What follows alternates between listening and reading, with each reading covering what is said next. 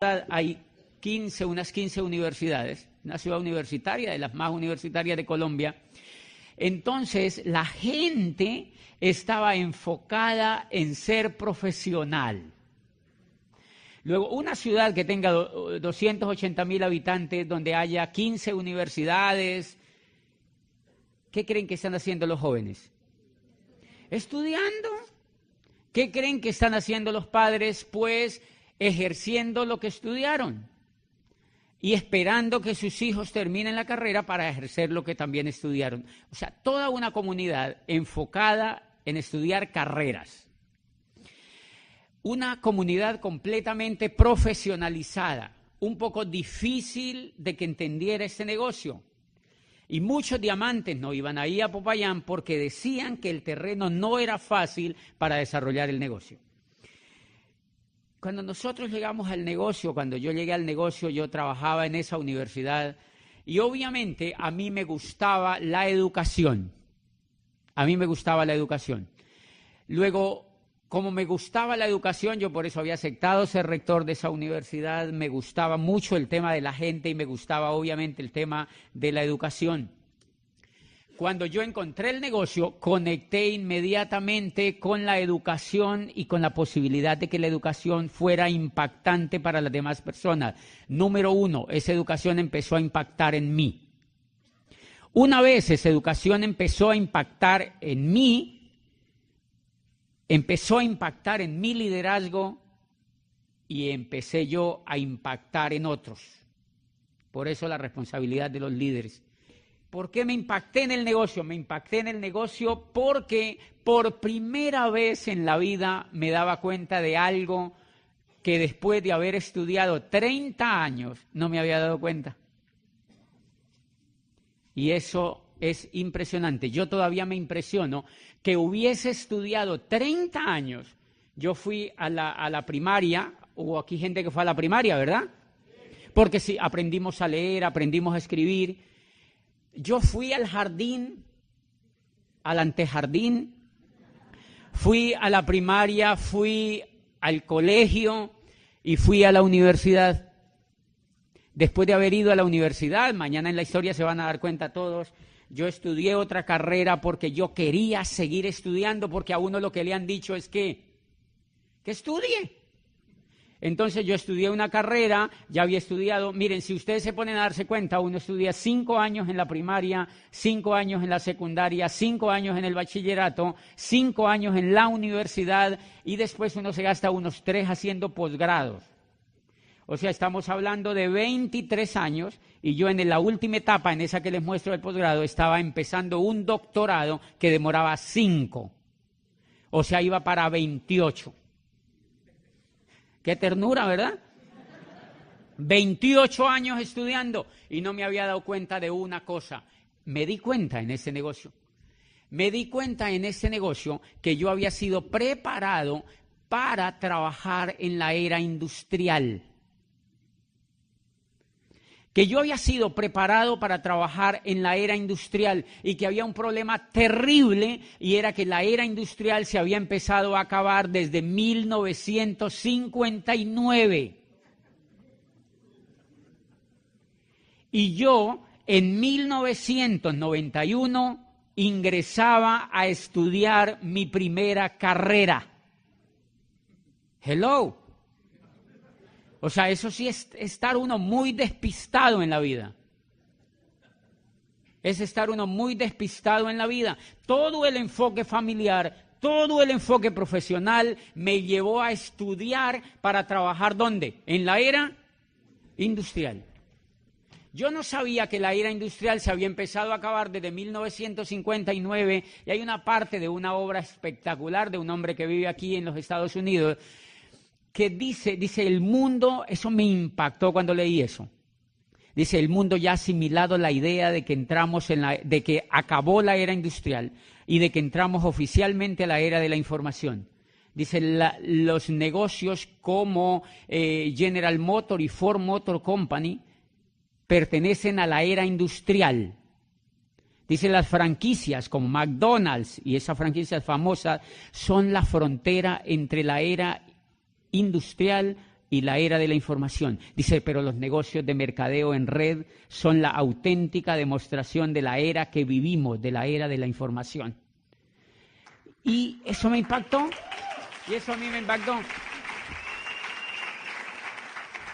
Y claro, eso te da elementos para pensar, ¿cómo así que la era industrial no existe? ¿Cómo así que la era industrial ya se acabó? Y uno de los grandes errores que cometemos todos los seres humanos es hacer lo que hace la montonera. Todos los grandes errores en todas las etapas de la evolución humana se cometen porque el ser humano es un poco rebañista. O sea, nos gusta estar donde están todas las ovejas. O sea, nos gusta estar donde están todas las ovejas. Claro, el gran problema es que la era agrícola duró 10.000 años. La era agrícola duró 10.000 años. 10.000 años duró la era agrícola. ¿Mucho?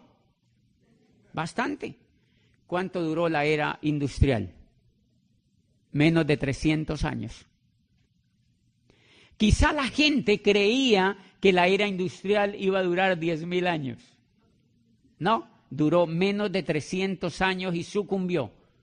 ¿Cuál es el gran colapso? Nosotros, y esa es una cosa importante para el liderazgo, porque muchos de los líderes no se califican a diamante porque no saben qué es lo que están haciendo. Y si no saben lo que están haciendo, tienen miedo. Tienen miedo de contactar a otros, tienen miedo de dar el mensaje y tienen miedo de tomar una decisión. Una de las cosas que me ayudó a mí fue la información sobre lo que hacía, fue entender lo que yo estaba haciendo. Y entonces eso a mí me impresionó. Si la era agrícola había durado 10.000 años, la era industrial en la cual yo estaba preparado para trabajar ya se había acabado, se estaba terminando de acabar y yo estaba haciendo un doctorado para trabajar en ella. Eso explica una cosa para que los tranquilice a todos. Si ustedes tienen hijos que no quieren estudiar, si muchos de ustedes no fueron a estudiar, los felicito. Los felicito, los felicito. Ustedes, no porque no aprendan, sino porque gracias a su voluntad y gracias a la persona que a usted le mostró este negocio, usted entró a hacer una carrera en la era de la información, en la era vigente, una carrera que es competitiva y que al menos yo estoy seguro que nos va a durar otros 200 años. Al menos nos va a alcanzar para 200 años, ¿verdad? Al menos alcanzamos a morirnos dentro de ella. ¿Qué fue lo que pasó antes? Que los que nacieron en la era agrícola no se alcanzaron a morir. 10.000 años. Muchos de nuestros abuelos, de nuestros padres, nacieron dentro de la era información, de la era industrial, perdón, y alcanzaron a morirse. ¿Qué era lo importante en la era industrial? Jubilarse. La gente entraba a una gran empresa, ¿a qué? A jubilarse. Ellos se sentían jubilados desde que entraban. Uno se moría en vida desde que entraba a la empresa.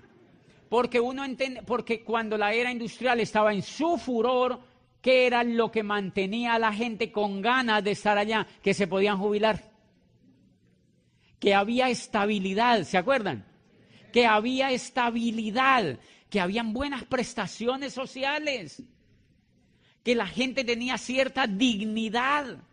Y entonces los hijos podían ir a buenos colegios y ellos podían tener buenas casas y buenos carros. Y por eso ustedes recuerdan que muchos de nuestros padres que trabajaron en empresas de la era industrial, de aquella era que se acabó, muchos de esa gente amaba a esas empresas. Entonces ellos tenían el botón de la empresa, en la casa había la toalla de la empresa, ¿se acuerdan? Goodyear en la toalla, ¿verdad? General Motors en la toalla. La gente tenía el vaso de tomar el café, el chocolate de la empresa marcado, ¿se acuerdan? La gente tenía hasta medias con la marca de la empresa, calzoncillos con la marca de la empresa. O sea, tenían identidad con la empresa porque la empresa les permitía. Tenían la bacenilla de la empresa, tenían montones de elementos que les permitía a la gente sentirse orgullosa de lo que hacían. Pregunta: ¿es posible hoy esperar jubilarse en una empresa? No, y mire que responden en coro. No, radicalmente no. ¿Por qué? Porque la era industrial ya se acabó. Si ustedes quieren que les cuente una cosa, mire a dónde llevan la masa del pueblo desinformado. Si usted escucha hablar a cualquier político en los Estados Unidos o en cualquier parte del mundo, le van a decir a la masa desinformada que el empleo se está recuperando. ¡Qué lindos! Porque la masa de allá afuera lo único que hace es ver televisión. Y ellos necesitan mantener a esa gente un poquitico contenta, con un poquitico de esperanza, porque qué tal que les digan: no, esto se acabó. Esto se fregó del todo y ustedes tienen que ponerse las pilas. No les van a decir eso.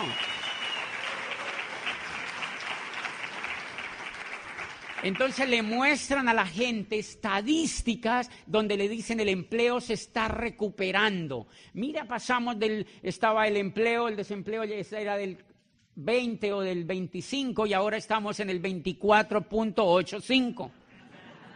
Entonces dice, hemos bajado medio punto y esto va bien, se va recuperando. Toda la teoría, todo lo que sale en este momento de gente seria que analiza el cambio de era, dicen el empleo es un asunto del pasado. El empleo es un asunto del pasado porque el empleo fue la evolución de la esclavitud. El empleo fue el estadio donde llegó la esclavitud una vez y acabó en la era agrícola. Entonces apareció el empleo. El empleo, ¿han visto cómo se le parece a la esclavitud? Es increíblemente parecida. El jefe es el dueño del tiempo tuyo. Y hace 5 años del mío. Imagínate. El jefe es el dueño del tiempo tuyo. El jefe es el que dice cuando tú sales a vacaciones o cuando tú no sales. El jefe es el que te dictamina todo lo que tú puedes o lo que tú no puedes hacer y tú tienes que pasar mucho más tiempo, la gente allá afuera tiene que pasar mucho más tiempo con el jefe que con su familia. ¿Cómo uno explica eso? ¿Por qué la era industrial no se sostuvo? Por montones de factores como eso, porque degeneró la vida en familia, degeneró la vida personal y esclavizó otra vez a la gente. ¿Ustedes conocen gente allá afuera que tiene que trabajar duro para poder solamente sobrevivir? ¿O no conocen? Solo para poder sobrevivir, señores. Cuando el empleo se acaba la segunda era donde evoluciona la esclavitud. Miren lo interesante, lo único que el empleo cambió frente a la esclavitud es que a uno como empleado no le pegan. Es lo único. ¿Y por qué no le pegan? ¿Por qué no le pegan? Porque cuando los grandes empresarios que hubo en Inglaterra, en toda la Inglaterra que se desarrolló después de la máquina de vapor de Watson y cuando iniciaron las grandes empresas, a la gente le pegaban y le pagaban tan poquito, pero tan poquito, que la gente se moría de hambre en las calles de Roma, en las calles de Londres, de Florencia y de Milán. Se morían de hambre comidos por las ratas.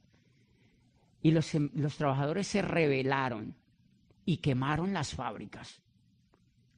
El ser humano, cuando le tocan una parte que es la dignidad, pero hay algunos grupos humanos que cuando le tocan la dignidad, a esa gente le habían tocado la dignidad en lo más profundo, porque había muchos compañeros que perdían la vida, se rebelaron y apareció la primera gran revolución del trabajo y quemaron las fábricas completamente, las arruinaron. Y entonces el Estado incipiente les dijo, ok, vamos a legislar. Eso hay que controlarlo. Señores empresarios, ustedes pueden contratar a la gente, pero hay unas leyes que los van a controlar. Mínimo, les tienen que pagar el salario mínimo. Número 1. Por eso existe el salario mínimo, si no nos pagaban lo que les diera la gana. Si no, la gente diría, no, harta gracia que le dé la comida, ridículo. ¿Sí me entiende? O sea, la gente, la ley le dijo, mínimo le tienen que pagar el salario mínimo. Número 2, no les pueden pegar.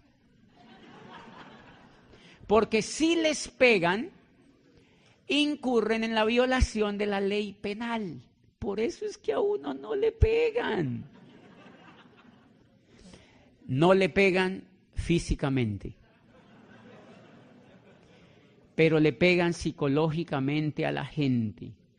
María, si tú no rindes, hay 50,000 personas de México que quieren pasar la frontera.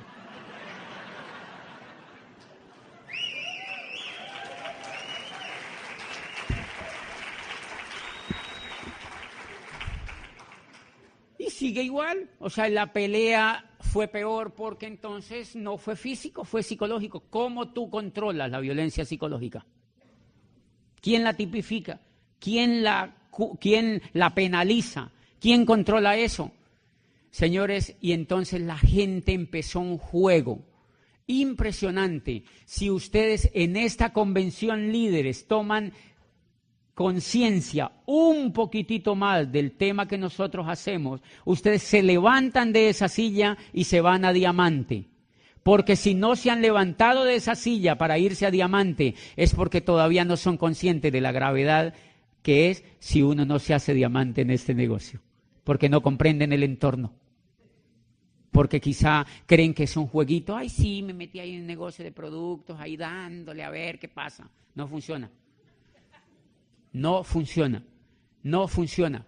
Es impresionante, impresionante lo que está pasando en el mundo laboral. Yo voy mucho a Chile, el año pasado fui unas 5 veces a Chile y di una conferencia en una universidad prestigiosa allí de Santiago a estudiantes de la Facultad de Economía con sus profesores, hablando de esta crisis, de la crisis que el mundo de Occidente va a vivir por el acabose de la era industrial. Y yo les decía, y miren, ¿cuántos estudiantes aquí en Santiago de Chile están estudiando para trabajar en la era industrial? ¡Qué catástrofe! Por eso esos muchachos salen de la universidad con un título y van donde el papá y le dicen, papá, no hay nada. ¿Qué va a haber? Y el papá está más despistado que el hijo. Porque ninguno de los dos sabe qué fue lo que pasó, Y hay una cosa elemental que me impresionaba y que me daba cuenta que pasaba ahí en ese mercado de Chile. Y mire lo increíble.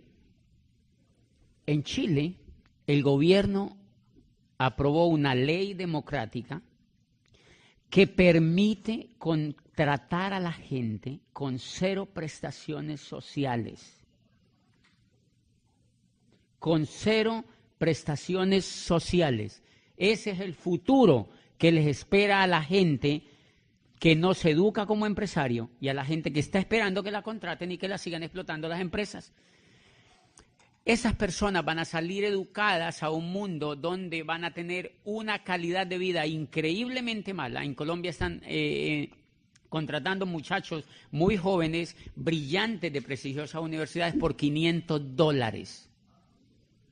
$500. Y cuando eso, le dicen al muchacho que es para que coja experiencia. Y cuando ya tienen unos 10 años, entonces ellos dicen, oh, si ya no corre igual, ya no es lo mismo, ya se está poniendo como canción, reemplacémoslo por 2 de 20. Reemplacémoslo por 2, cuando ya la persona está cumpliendo 40 años, entonces lo reemplazan por 2 de 20. Y la persona sale allá desinformada, desmotivada, completamente desahuciada por el mundo laboral, a echarle la culpa al gobierno, a echarle la culpa a los demás.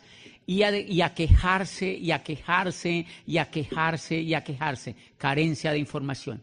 Mire, en todo lo que nos ha metido el mundo laboral, la era industrial nos metió en un jueguito increíblemente espectacular. La era industrial nos metió en este jueguito y es que nosotros, fíjense, por eso les digo que no, mire, la gente en general hace este juego allá afuera. La gente va y estudia. Normalmente el papá paga el estudio. ¿De quién es el colegio donde el muchacho estudia? ¿De un rico o de un pobre? Normalmente de un rico. Casi los pobres no tienen colegio, mire qué cosa tan rara. De verdad, es bien raro, pero ese colegio es de un rico. ¿Quién trabaja para pagar ese colegio? El papá trabaja en un puesto, hace lo que haya que hacer para pagar ese colegio. Okay. El muchacho estudia y cuando se va para la universidad, normalmente el muchacho saca un crédito. Aquí también se da igual, le dan un crédito para que estudien y el muchacho se va con un crédito a la universidad. Cuando ese muchacho sale de la universidad, sale con la primera cruz. Una deuda. Lo han educado para que se endeude. Y él ya sale con la primera gran deuda. O sale el muchacho o sale el papá. Pero nadie se vuela de esa deuda. ¿Ok? El muchacho va a una empresa y imagínense solamente con ustedes, no lo tomen solo por la universidad, porque a partir de aquí es el jueguito igual para todos. Sea que haya ido a la universidad o sea que no, el jueguito es igual porque lo diseñaron democrático, o sea, para que todo el mundo caiga ahí en ese jueguito. ¿En qué consiste? El muchacho va allá a la empresa y lo contratan. ¿El dueño de la empresa es un rico o un pobre? Normalmente es un rico o es alguien que tiene más ingresos que el que quiere trabajar, porque si no tuviera más ingresos que el que quiere trabajar, pues el otro no iría a trabajar allá. O sea, uno va a trabajar, adivine por qué. Porque ama el trabajo. Porque lo ama. Yo les propongo, si ustedes les dicen mañana que a partir de mañana así vayan a trabajar, les van a suspender el pago por un año, ¿ustedes seguirían yendo así felices? ¡Oh, yo trabajo en AT&T! Así, ¿no? ¿Irían? Uno va a trabajar porque tiene que vivir. Lo que pasa es que la gente, a uno lo educa para que yo amo el trabajo. O sea, sí, hay gente que le gusta lo que hace y no todo el mundo lo hace por dinero, pero la gran mayoría de gente le tiene que ir a trabajar porque no tiene dinero. Y entonces miren lo que pasa, el muchacho va a una universidad, sale con una deuda y va y se emplea a una empresa, la empresa del rico, y el rico se asegura que le pague lo suficientemente poco para que él nunca se vuelva rico. Y el muchacho no sabe cómo es el juego de la economía. Entonces el muchacho se va para la casa y cuando llega a la casa, como él ya tiene sueldo, él dice, estoy como aburrido aquí en la casa. Entonces él va a un centro comercial y en el centro comercial lo primero que ve es un plasma. Y él dice, no, pues yo no lo voy a comprar a contado, yo lo voy a comprar a crédito. ¿Quién le vende el plasma? Un rico.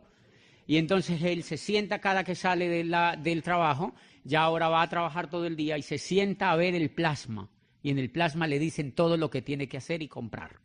¿Qué hace el muchacho? Va y compra lo que le dicen en el plasma. ¿Dónde va a comprar? Al almacén de un rico. Y él no se da cuenta, él va y compra al almacén de un rico y normalmente cuando él compra, él se da cuenta de un detalle, no le alcanza la plata. Yo les quiero hacer una pregunta. ¿Alguien ya se dio cuenta de ese detalle?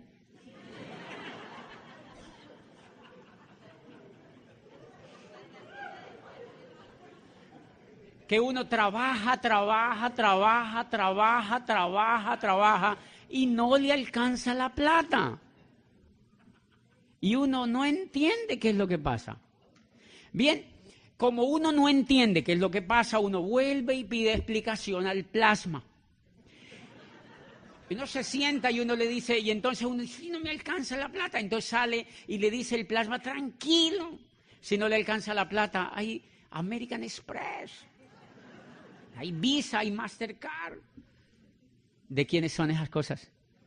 De otro rico. Y el muchacho dice, ok, qué interesante, qué país tan chévere este. Pase esa tarjeta para acá. Y se va y con eso soluciona su problema. Sigue comprando.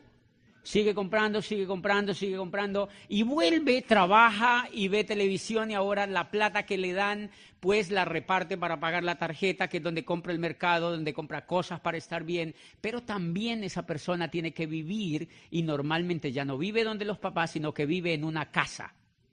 ¿Esa casa él la ha podido comprar? No, es alquilada. ¿De quién es? De un rico. Entonces, mire, ya le paga la universidad la deuda en que lo metió. Ya le paga la visa al rico y ahora le paga la casa que es donde tiene que vivir. Pero como él sigue viendo el plasma, le dice, usted tiene que tener una casa propia. Sus hijos acaban de nacer y usted tiene que tener una casa propia. Televisor, pero no tengo plata. Y el televisor le dice, tranquilo, se la fiamos. Se la fiamos, pequeñas cuotas. Se la fiamos a 30 años, 30 tiernos años. Y el muchacho dice, oye, qué país tan increíble. 30 años y el muchacho ya tiene casa y entonces empieza a trabajar y sigue pagando ahora los intereses de la casa. El muchacho está llegando a los 30 años y tiene 30 años para pagar la casa. ¿Alguna vez te has sentido así? No con el tema de la próstata, pero sí con el tema. Ok, ¿qué es lo que pasa? Que la gran mayoría de la gente allá afuera es analfabeta financiera. Y ese es el juego de la economía. Entre más analfabetas financieros haya, hay más ricos de esa naturaleza. Porque el juego de ese tipo de riqueza es que haya analfabetas financieros. Este país donde ustedes viven, adivinen con qué lo levantaron, adivinen con qué lo sostienen, con una técnica que se llama endeudar a la gente. Si no endeudan a la gente, no hay Estados Unidos de América. Si no hay esclavitud, no hay Estados Unidos de América, porque el modelo está hecho para enseñarle al niño desde que sale del vientre de su madre, pues del de la de él, obviamente, está hecho para enseñarle a ese niño que él tiene que endeudarse por su país. Él tiene que endeudarse. Por eso toda la publicidad está dirigida a que la gente se endeude. ¿Conocen gente endeudada aquí? ¿Han visto que toda la cultura ronda en torno a la deuda? Señores, si uno no entiende ese juego, a uno se le va la vida sin entenderlo y uno nunca puede hacer algo que valga la pena. Por eso amo este negocio. Por eso amo este negocio.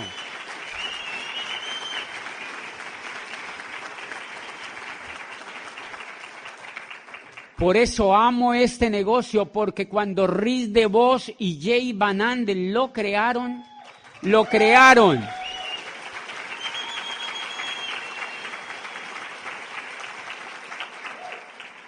crearon para que tú y yo fuéramos libres. Lo crearon para que tú y yo fuéramos libres. Por eso hay una cosa que me impacta en los textos que DeVos escribió, que me impactó. ¿Cómo no te vas a levantar de la silla, hacerte diamante, si tú lees esto que te voy a decir? Credo número 5. Dice, creemos que el trabajo es bueno solamente si lleva al trabajador hacia la libertad, la recompensa o la esperanza. Dice, si tu trabajo no es satisfactorio en lo emocional, en lo psicológico, en lo espiritual y financiero, lo mejor es que lo dejes lo más pronto posible y te consigas otro que sí lo sea. Dice eso Rhys DeVos en un libro que se llama Capitalismo Solidario.